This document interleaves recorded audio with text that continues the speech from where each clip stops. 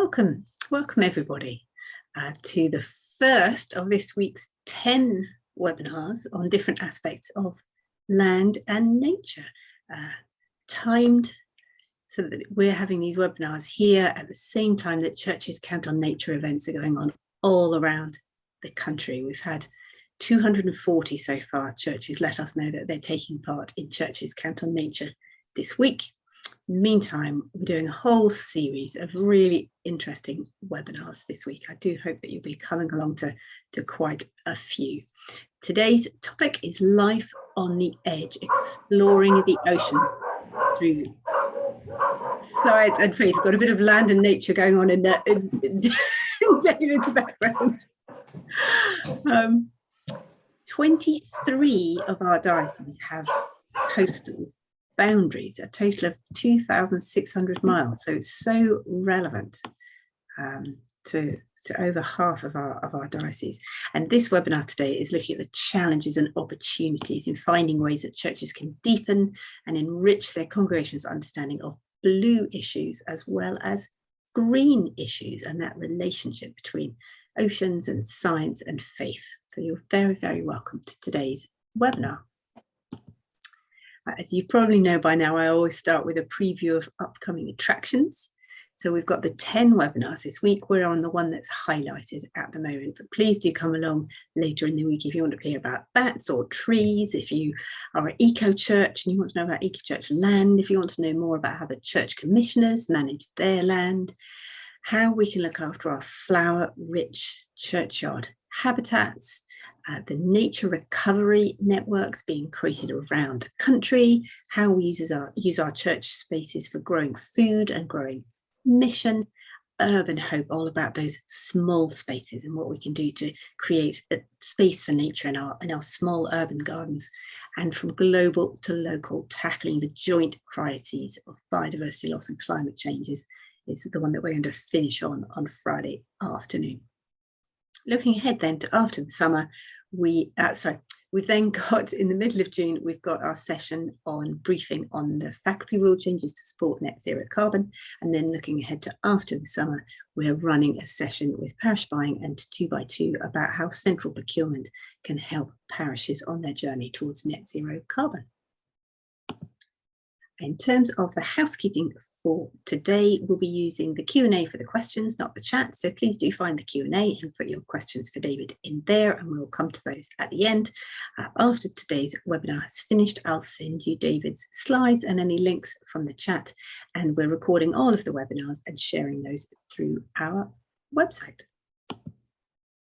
So in terms of introductions, your speaker today is David Curry, who is just incredibly knowledgeable and wears several hats. So he is the Exeter Diocese Environmental Advisor on a voluntary basis. He also has for several years managed the Devon Living Churchyards project.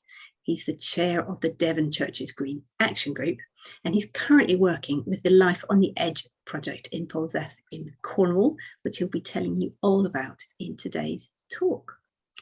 So if I stop sharing my slides and David, you find yours and get them going and then lead us away.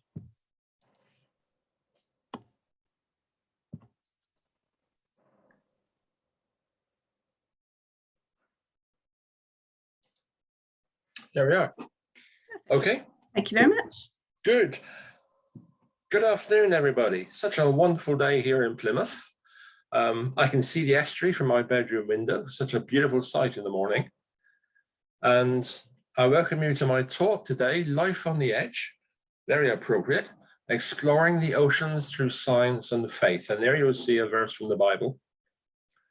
But the background picture is one of my most favorite haunts, just a few miles from my hometown, Plymouth. This is Wembury Bay near Plymouth, which is managed by the National Trust.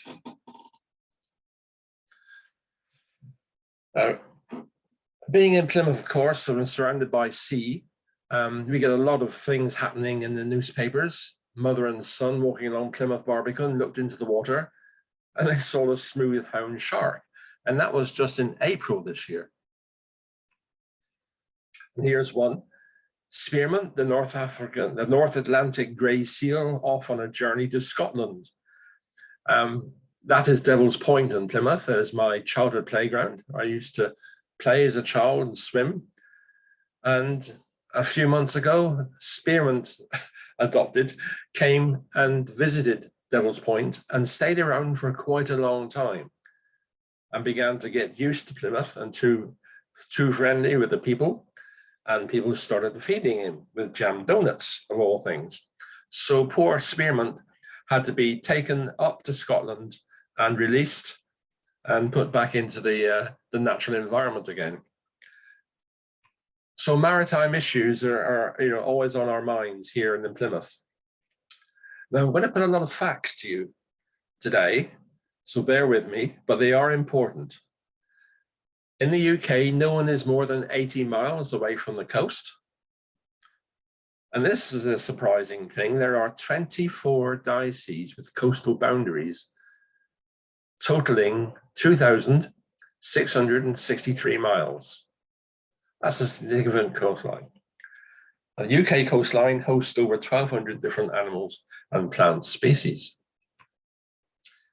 And if you wondered which of those dioceses are on the coast or have coastal boundaries, here it is. And if you look at the figures there, some of the highest ones, Chelmsford, Canterbury, and of course Truro in Cornwall, significant coastal boundaries. And my own diocese here in Exeter, 185 miles, North Devon and South Devon. But again, I repeat, 2,663 miles of coastline. The UK has one of the longest coastlines in Europe, hosting a variety of highly diverse ecosystems and habitats. These regions are important for the life they host, as well as the society because of the services they provide, carbon sequestration, flood protection, and improved health and well-being. So some important facts there. That is a photograph of Plymouth Sound. This is a sort of picture you hardly ever see. This is a picture of the Earth from space, but looking at the Pacific Ocean. The ocean covers 2/3 of our planet, and yet we are far from fully understanding it. In 2022, 80% of it remains unexplored. Even more worryingly, only 7% of that is protected, and we are still discovering new species. And I go on Facebook daily and always comes up something trawled up from deep sea by various research vessels. It's staggering, but that gives you some idea of the extent of the oceans in this on this globe.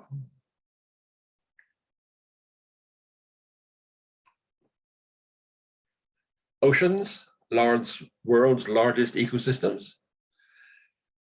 80% of the life on the planet Earth, generate 50% of the oxygen we breathe, absorbs 25% of the carbon dioxide, and provides food, jobs, and energy. And these are important statistics, which I can't overemphasize their importance. Only 20% of the ocean floor has been mapped.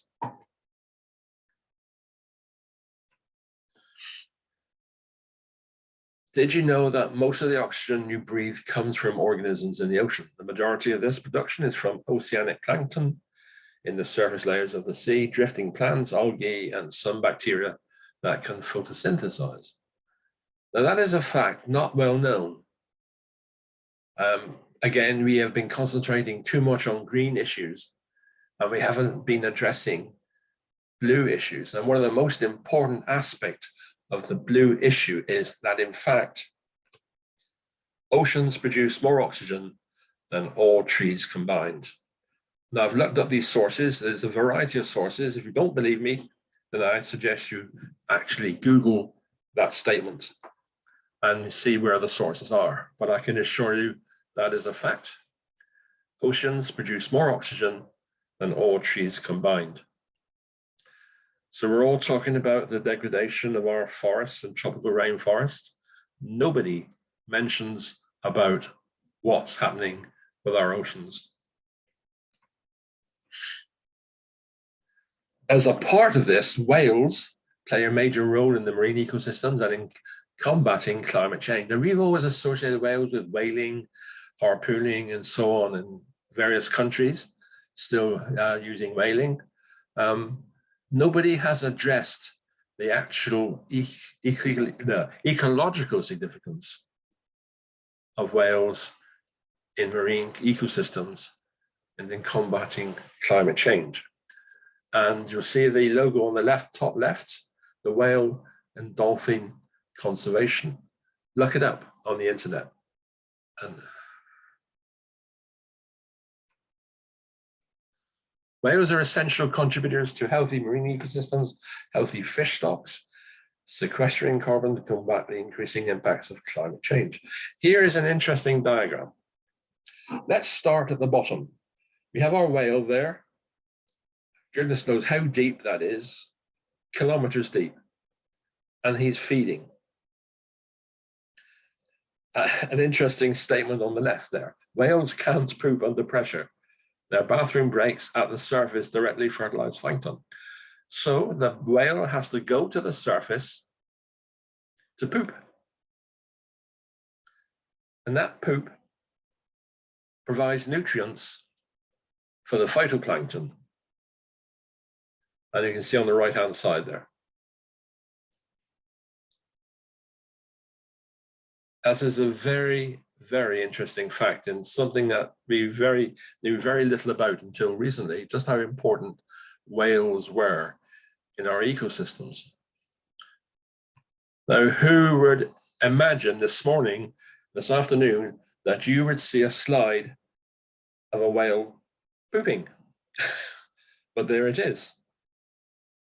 Blue whale defecating. And that poop is so important to provide nutrients for that layer of phytoplankton.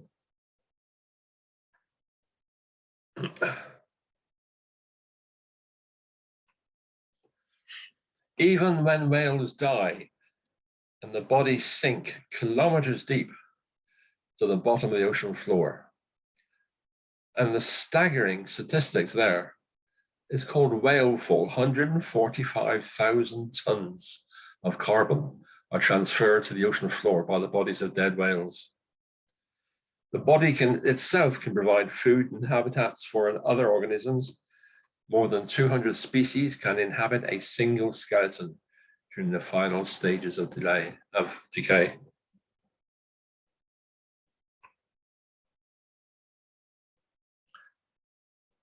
So the protection of whales is not just the protection of the species from harpooning and that sort of thing. The important aspect is the contribution they make to the marine ecosystems.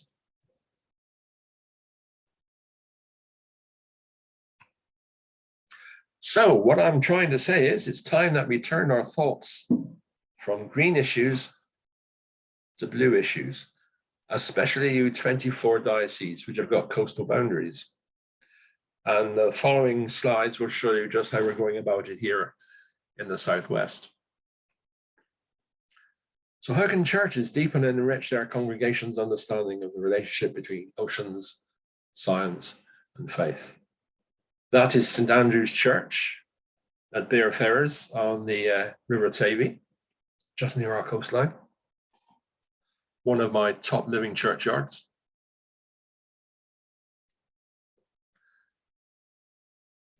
Last June, I was down in PLYMOUTH participating in the Life on the Edge project.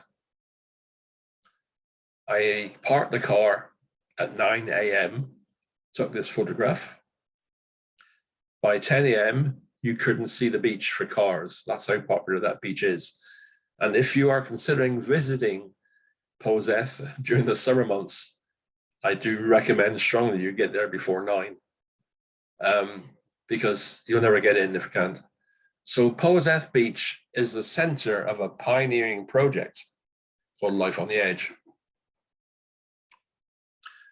And that's based around a building just on the cliffs, a few meters up from the beach, called the Tube Station Surfers Church.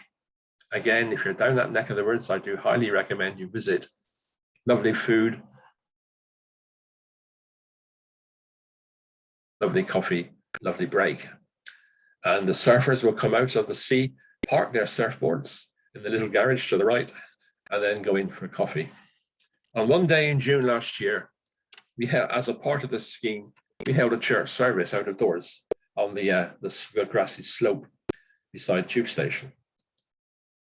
As you can see, a significant number of people attended that church, most of which, if not all, were all tourists visiting North Cornwall. And after the service, my colleague and I, Dr. Mike Kent, it was very, very low tide, thank goodness, and we had to walk a considerable distance down the beach to come to the very, very bottom of the beach at the lowest low tide and give the people a hands-on activity. And they were looking at the rocks, exploring the rocks, and they were doing one thing only, and that was searching for aliens. So there you can see them looking very carefully underneath the seaweed and so on, looking for aliens. These aliens are two little beasties which come from the Mediterranean: a sea slug and a shellfish. And they found them.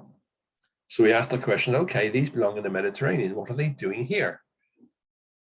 And the answer is, of course, the sea is warming. And these are traveling further north each year. And Mike Kent is doing a lot of research on that, following their progress to the top of the country. Mike is there at the back wearing the hat and the big bellies. So again, there will be lots more activities during the summer months. Period again, pioneering activities, seeing what works, seeing what doesn't work.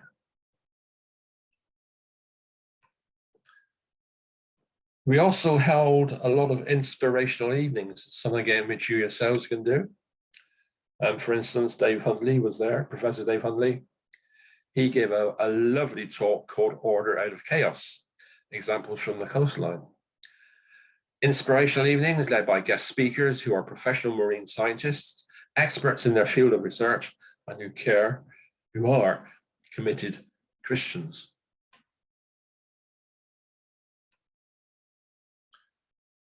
And we had also a 5-week Lenten course linking biblical themes of the ocean with scientific understanding of what the oceans does for us, what we can do for the ocean. Now, if you go to that website, loveontheedge.info, you'll find there a complete set of the talks given during the Lent period. Also, you'll see the program for this coming summer as well.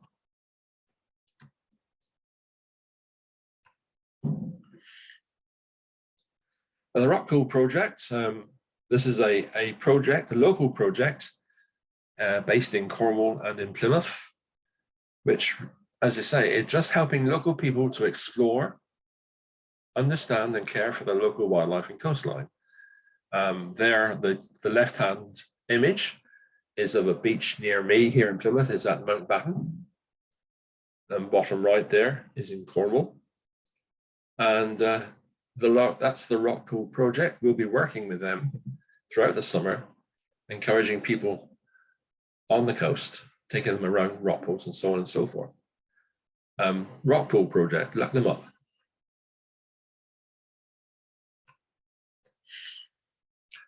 Another organization which I am a member of is the Christians in Science. I'm a member of the project team in Plymouth, which organize activities for the Southwest region. As you can see, there is a British organization of scientists, philosophers, theologians, ministers, teachers, science students, all predominantly evangelical Christians concerned with the dialogue between Christianity and science.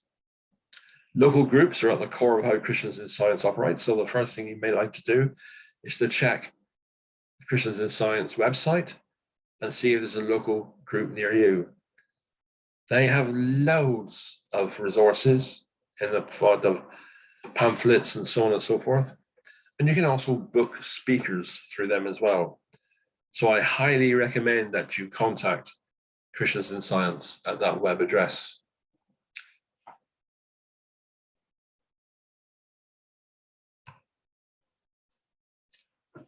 This is an activity done in 2014, and it's just a great activity, encouraging every coastal community and school between Barrow-in-Furness and Fleetwood to host a loaves and fishes meal open to people of all faiths or none, sharing fish, seafood, and bread in a shoreside picnic, or even as a school meal, or as a parish party. Hospitality is so important in our faith, and we're not very good at it. Please look at how you can best serve your community. Perhaps next time, serving a fish meal, or actually organizing a whole thing like that. If you get hold of that title and find the website, there's a complete report on it in there. And I do recommend it. Some lovely ideas there.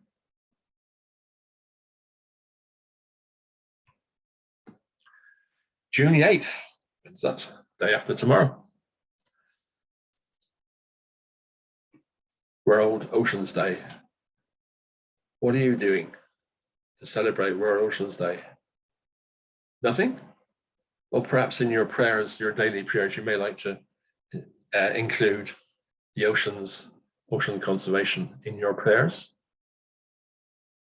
Or maybe through your home group, your study group, talk about the oceans. June the 8th. To give you a bit more time to organize something, 24th of July to the 8th of August, it's the Wildlife Trust's National Marine Week. And I asked the question, how will you celebrate it in your diocese? You've got a month, more than a month, to organize something. What are you going to do?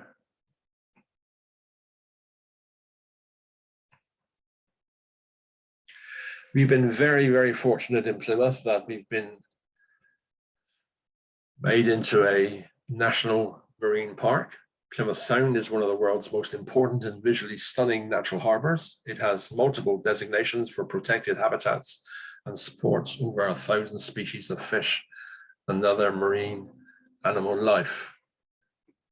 So here in Plymouth, we're on to a winner. No excuse for not addressing the whole blue issue.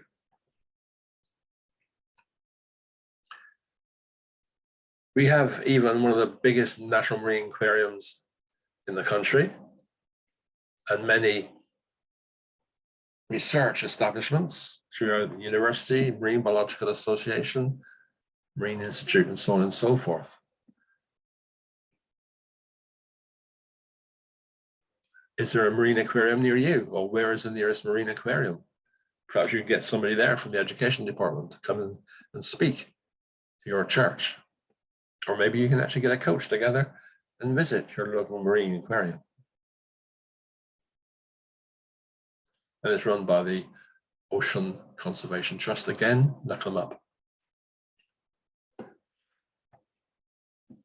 So together, we need to protect and restore our oceans.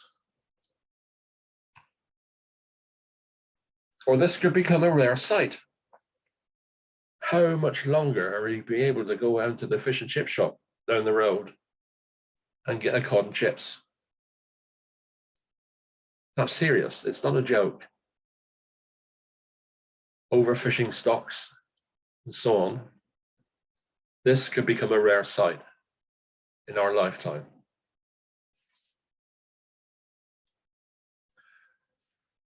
So this whole program is based on pioneering work carried out by Love from the Edge Exploring the Oceans project. It's a scientists in congregations project based at Polzeath. It's managed by the Tube Station Church at Polzeath, which I've just shown you, and the Cornerstone Methodist Church, Wadebridge. And it's funded by ECLAS, Equipping Christian Leadership in an Age of Science. Do have a look at their website. Who work to creatively change the conversation between the church and the scientific world. So this summer will be spent mainly on looking at these different activities. Some will work, some won't work, but that's fine.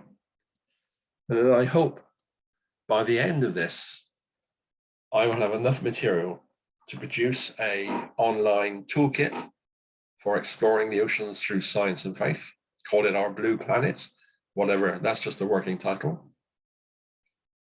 Church and science can seem like separate worlds, but scientists appear in pews and pulpits across the UK. In this toolkit, I want to affirm the work of these scientists and all who bring their vocation in science to the church, both as members and active friends of the congregations. You want to help them create spaces of engagement, build confidence and competence around the scientific issues, and foster thoughtful prayers, communities working in the world. It's coming on nicely. I'm receiving a lot of very good contributions from various marine scientists in and around Plymouth. And I'm excited by what we're doing. And I hope to launch this online toolkit during Creation Care in September. Watch this space, as it says. I also facilitate Plymouth Wild Church.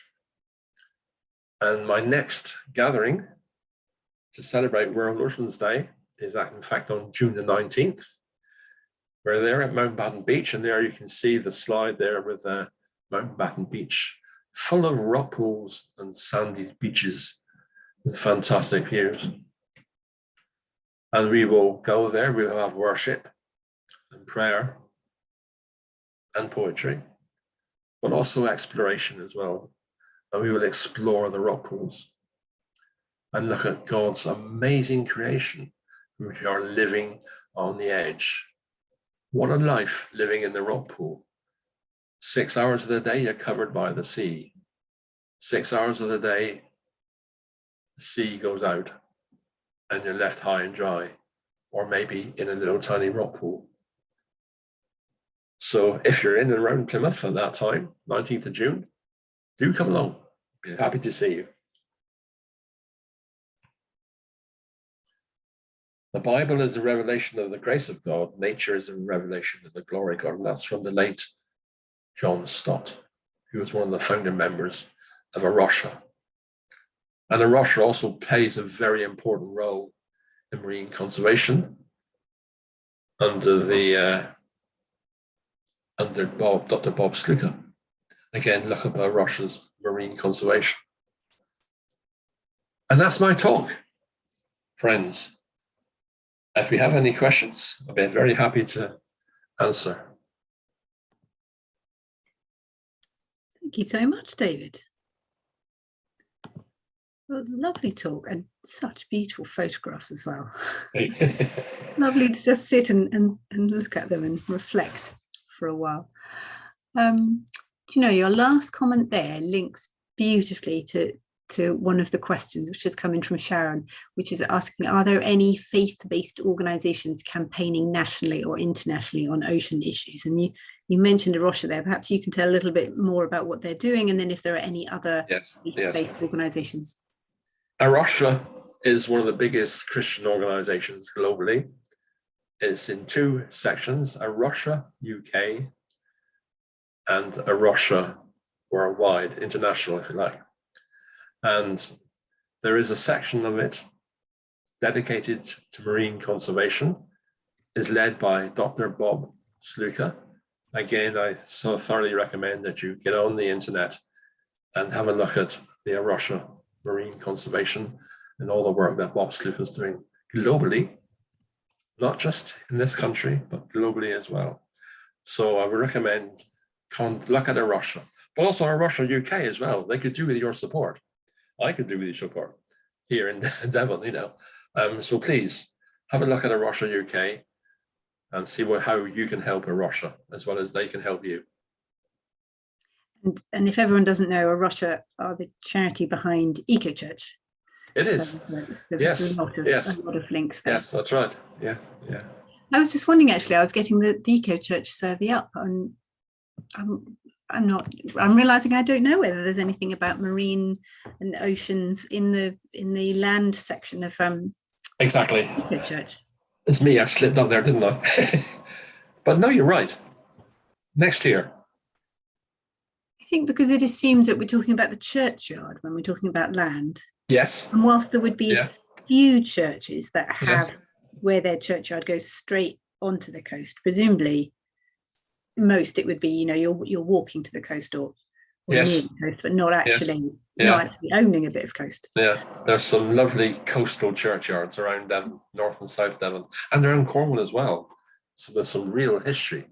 And they were there as a practical measure as well as a theological measure as well, because they were important aspects of finding their sightings, where they were going, their navigational aids and so on. And then you look through the graveyards and see some of the graves there. Very interesting indeed. That's a question from Charles. The question at the end is about legally binding targets and whether they're the best way of holding the UK government to account. He's putting it in the context of issues around Sizewell nuclear power station. I think the more general point, though, at the end of what he's written is, are legally binding targets the best way of holding the UK government to account? That's a bit broader than what you've been speaking about today, but I don't know. Yeah, it's out of my remit, but I'm a practical conservationist. I get my feet wet and my hands dirty, and I let other people deal with government issues. The important thing is to get trees in the ground, spades in the sand, people exploring rock pools. And that's all I am. That's all I work for at the moment. I was interested to see your slide at the end that mentioned wild church, because I've heard a lot in the past about forest church and people were taking their worship outside in a forest context. But in your context, you have wild church and you're taking worship out onto the beach. Can you talk a little bit more about that and how it works? Yeah, it's a branch of Forest Church. I mean, I've worked with Forest Church for 25 years now, both in Hertfordshire and here in Devon. And I just decided to call it Wild Church instead. But it is a part of Forest Church, which is a national or international movement of churches out of doors, basically. And since COVID, because COVID closed down our churches, people raised their hands and said, oh, what can we do? But those who knew said, well, let's get outside these four walls. And in a lot of churches, this has remained, and a lot of the churches now will actually have their services out of doors. I take my one step forward, and I've actually did an annual program, and we visit a different habitat each month, first Sunday of every month. Last in May, we were at a big woodland local nature reserve in Plymouth. In June, we'll be at what's it called? Yeah, Mountbatten. And so on. So we've got a good annual program. But yes, it's church out of doors, basically. But we don't do what you can do in church. It's different. The worship is different, and so on. And yeah, it's good. It's catching on very quickly indeed. Can you live for us? What would happen if I came to a wild church session? I bet lots of people are listening and going, wow, that sounds fascinating. How would it work? Okay, right. Well, let's say we get to Mountbatten, and we go into a holy huddle, and we have opening prayers. We form a prayer circle. A lot of our prayers are based on the Celtic prayer wheel, which is a lovely book. And as I say, we open it with prayers, and then we have activities. So we'll go down to the rock pools. We'll explore the rock pools. The rock pool conservation people are actually supplying one of their staff to help us, so that'll be good.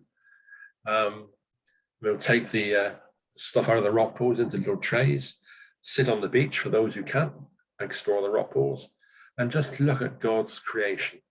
Things which they've never seen before, didn't realize was there living. So we're exploring. And then when we've done that, we quickly return all the little beasties back to their relative habitats and rock pools.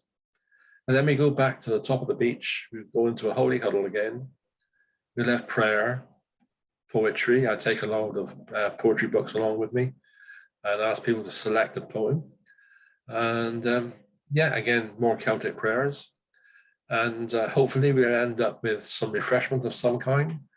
When we're in the woodland, we may pick some plants and leaves to make tea with, and so on. So yeah, I've yet to decide what we're going to have on the seashore. Crab sandwiches. And are there,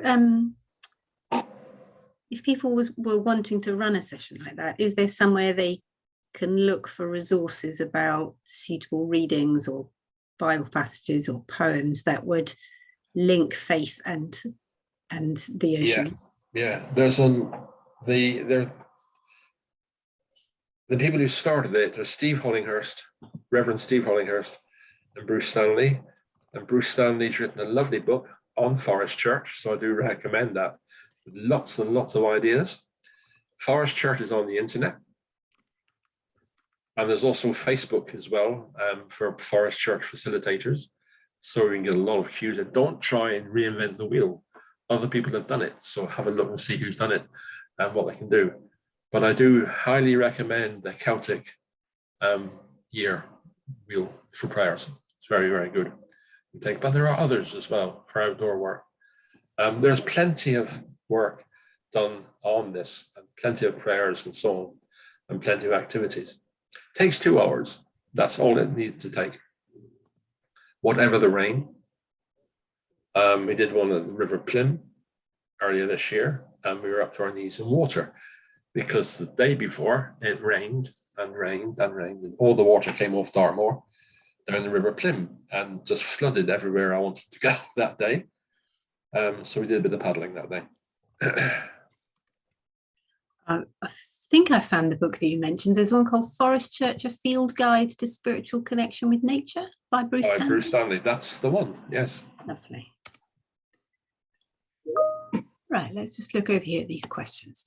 One of them just says, thank you for the surprising statistics about whales. I'm sure we can all agree with. Right, it's a question from Alan. At a recent Environment Plymouth event, a speaker from the south, from SWW? Southwest Water. Southwest Water, stated that 2 of the wastewater treatment plants do not treat their water with ultraviolet. My local councillor is picking up on this. Support from the church in Plymouth Christian Scientist would assist him pressure Southwest Water to treat the waste appropriately as it goes to Plymouth Sound. So that's not a question, I'm afraid. That's a fact. Yeah. A fact. Another comment about Charles Gordon's question on the impact of use of seawater in power stations. There's a question from Bernie and Gwen. What effect did the whaling industry have on causing other species loss and climate change? Should we have a drive to build up the whale population of the oceans again? Absolutely. Yes, we've just got to keep on pushing at all these whaling countries and to stop the whaling. Signs are good. Evidence is good that whale populations are increasing, but it doesn't stop those various countries from whaling. And this is what we need to stop. But now we can see, I mean, we used to stop whaling because of the species. Now we know the exact function of whales in the ecosystem and how important they are. So we've now got a double whammy now to be able to, protect our whales. Yes. It's such an important question, isn't it? Such an important issue. We have finished all of the questions that have come in so far. So unless anything pops up, I might just ask you, David, if the people who were joining you here today could do kind of just one thing in their church, what would you suggest that people do? Where should they start? Look at the calendar. I've done an annual calendar of events, of environmental events throughout the year. And June the 8th is World Ocean Day. Put that in your diaries, practically the same week every year. So when you get your church service near that day, let's focus on the oceans and what the oceans do for us, and follow it perhaps by a fish lunch for the church and community afterwards, or get us a guest speaker in to talk on ocean conservation and so on, from a Russia, for instance. And then again in July 12th, as I said, the Wildlife Trusts have their Marine Week. Have a look on the website and see how you can contribute. If you're not a marine-based organization with a boundary of the coastline, then prayers are enough. Bible studies are enough as well. Have a look at that Lenten Bible course done at Paul's F this year and see what you can do from that. Take it up. Not necessarily for Lent, you know, it can be good for any time of the year. But really have a look at the diaries and see what dates are significant to ocean conservation. Just deviate from green issues at the moment and focus on blue issues. You may even be bold enough to say, well, next year, let's focus on blue issues. So when we have harvest in September, what about the marine harvest, our dependency on the sea for fish and so on and so forth? And when we have World Oceans Day, what can we do to contribute to World Oceans Day? In prayer and talks and so on. Contact Christians in Science and get a marine scientist in to talk to you about it. There's a lot you can do. Just try and stop focusing, only temporarily, on green issues and spend more time on blue issues, especially U24 dioceses, which have coastal boundaries. I mean, Canterbury, who would have thought, you know, it's got one of the biggest coastline boundaries in the country. In Chelmsford, and of course, Truro. And they have some lovely Celtic coastal churches down there.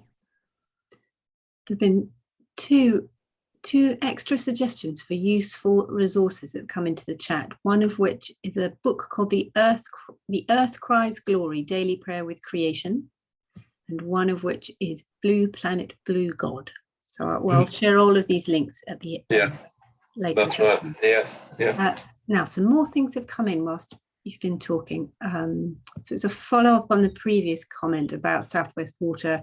Will the local Christians in Science group engage with the campaign? I can only imagine that they would have to address that to the local Christians in Science group. Well, we've got a meeting tomorrow, so I'll let you know afterwards. Okay. Thank you so much for your inspiring ideas. This comment rather than question about the impacts on Wales.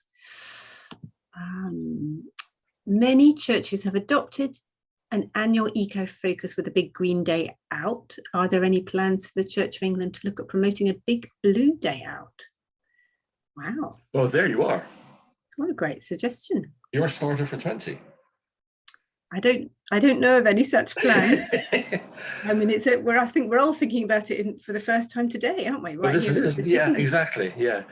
And if any of you are visiting Plymouth or thereabouts, I do offer my services to you. If you'd like to look me up, I would be very happy to spend a day with you on our coastlines, taking you around, just to show you what just the blue issues which we're faced with here.